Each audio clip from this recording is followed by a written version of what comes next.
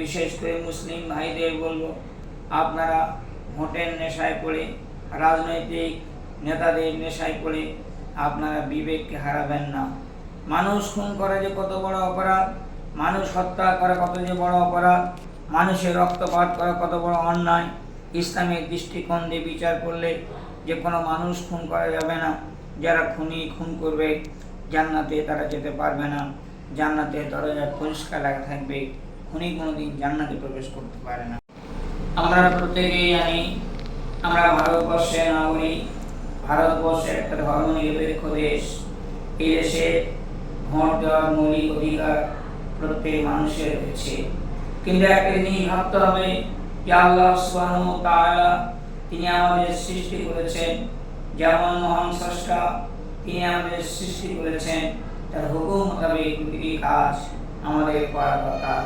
পবিত্র কোরআন থেকে আল্লাহ সুবহানাহু ওয়া তাআলা বলেন, আল ফিতনাতু আশাদ্দু মিনাল কাতল, অর্থাৎ বিপর্যয় সৃষ্টি করা, ফিতনা সৃষ্টি করা, এটা হত্যাকারীর চেয়েও জঘন্য, কতলের চেয়ে জঘন্য।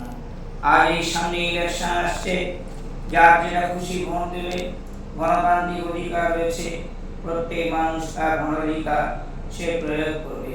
কিন্তু বিশেষ করে মুসলিম ভাইদের বলবো, আপনারা ভোটের নেশায় পড়ে, রাজনৈতিক নেতাদের নেশায় পড়ে আপনারা বিবেককে হারাবেন না। মানুষ খুন করা যে কত বড় অপরাধ, মানুষ হত্যা করা কত যে বড় অপরাধ, মানুষের রক্তপাত করা কত বড় অন্যায়। ইসলামের দৃষ্টিকোণ দিয়ে বিচার করলে যে কোনো মানুষ খুন করা যাবে না। যারা খুন করবে জান্নাতে তারা যেতে পারবে না, জান্নাতে দরজা পরিষ্কার রাখা থাকবে, খুনি কোনোদিন জান্নাতে প্রবেশ করতে পারে না। অতএব রাজনৈতিক নেতাদের মোহে পড়ে, রাজনীতির প্রতি আকৃষ্ট হয়ে আমরা যেন আমাদের বিবেককে না ভুলে যাই, আমরা যেন আমাদের ভবিষ্যৎকে না ভুলে যাই, আমরা যেন পরকালকে না ভুলে যাই।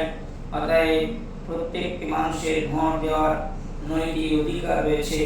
তাই বলে এই নয় রাজনীতির নামে মারামারি, রাজনীতির নামে খুনোখুনি, রাজনীতির নামে বিপর্যয়, রাজনীতির নামে মিথ্যাচার, আপোষের দ্বন্দ্ব মধ্যে লিপ্ত হয়ে নিজেরা খুন সন্ত্রাসের মধ্যে থেকে দেশে অশান্তি ফিরিয়ে আনবে। তাই সমস্ত জনগণকে বিশেষভাবে নিবেদন করব, আল্লাহর ভয় অন্তরে রেখে, পরকালের বিষয়ে রেখে আসুন আমরা একে অপরের হাতে হাত থেকে এগিয়ে মিলেমিশে আমরা আমাদের ভোটাধিকার প্রয়োগ করি। কারোর প্রতি জুলুম, অত্যাচার, বিচার, রক্তপাত, খুনোখুনি, সন্ত্রাস না করি, এটাই শপথ গ্রহণ করি। তাহলে আমাদের মানব জীবন ধন্য হবে।